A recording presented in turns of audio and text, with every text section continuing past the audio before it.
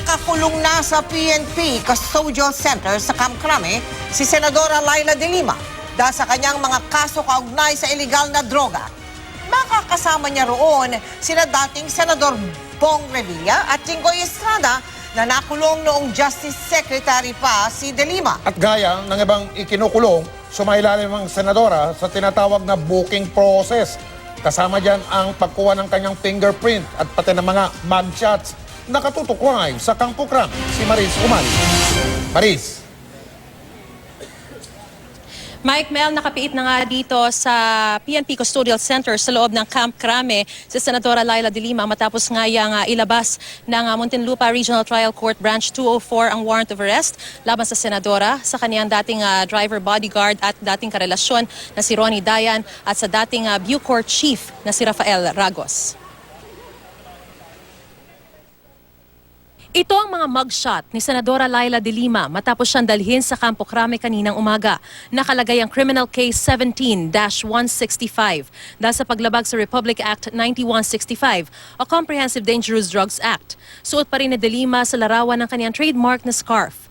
Pasado alas 8:30 ng umaga nang dumating dito si de Lima, kasama ang Senate Sergeant at Arms Retired General Jose Balahadia, Senate staff at mga pulis na umaresto sa kanya sa Senado. Sa headquarters ng CIDG, pinag-almusal muna ang senadora kasama ang staff niya bago siya isinailalim sa booking process kasama ang fingerprinting, mugshots at medical check-up. Elevated, medyo elevated.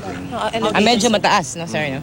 Kaninang umpisa ay siyempre medyo agitated pero ngayon ay composed na naman si Senator.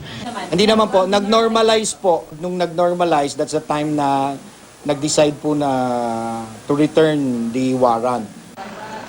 Kasama rin na de Lima ang mga kapartido mula sa Liberal Party. Sabi ni Liberal Party President Senador Kiko Pangilinan, magkahalo ang emosyon ni de Lima. Nalulungkot siya, may halong galit, may halong agam-agam. Ang pinaka-concern din niya ay siyempre yung mga anak niya, yung pamilya niya.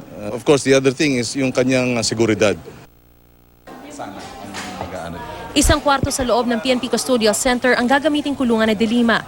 Kung hindi raw ang kwartong inilaan dati kay dating Senador Juan Ponce Enrile ay yung ginamit noon ng mag-asawang communist leader na Benito at Wilma Tiamzon ang ipagagamit sa senadora. Makakasama niya sa Custodial Center ang dalawang dating senador na sina Bong Revilla at Jinggoy Estrada na nakakulong dahil sa pork barrel scam na isinampan nung Justice Secretary si de Lima. Aabot daw sa humigit kumulang 100 square meters ang lawak ng kwartong pagkukulungan kay de Lima. Ganito ang itsura noon ng isang bahagi ng PNP Custodial Center matapos iparenovate noong 2014 bago makulong noon sina Enrile, Revilla at Estrada. Tanging si de Lima raw ang babaeng detainee ngayon sa Custodial Center. Kasama ni de Lima ang staff sa Senado habang ipinapaliwanag ang patakaran sa kulungan. Hiniling daw ng staff na gumawa na ng schedule sa pagbisita para di maantala ang trabaho nila sa Senado. Mike, sa Custodial Center ay muling sumailalim si Senador Laila de Lima sa fingerprinting pati na rin sa mugshots at medical check-up. 24/7 siya maaaring bisitahin ng kanyang abogado samantalang may visiting hours naman para sa kanyang pamilya. Pero para dun sa ibang mga bibisita sa kanya, kailangan munang sumulat kay Chief PNP Director General Bato de la Rosa bago makabisita rito. 24/7 din daw o araw-araw babantayan na Mike itong si Senador Laila de Lima ng mga kinatawan mula sa Senate Sergeant at Arms. Ito ay ayon kay Senador Kiko Pangilinan pero pag-uusapan pa raw ito ayon sa PNP. Mike? Maraming salamat, Maris Umali.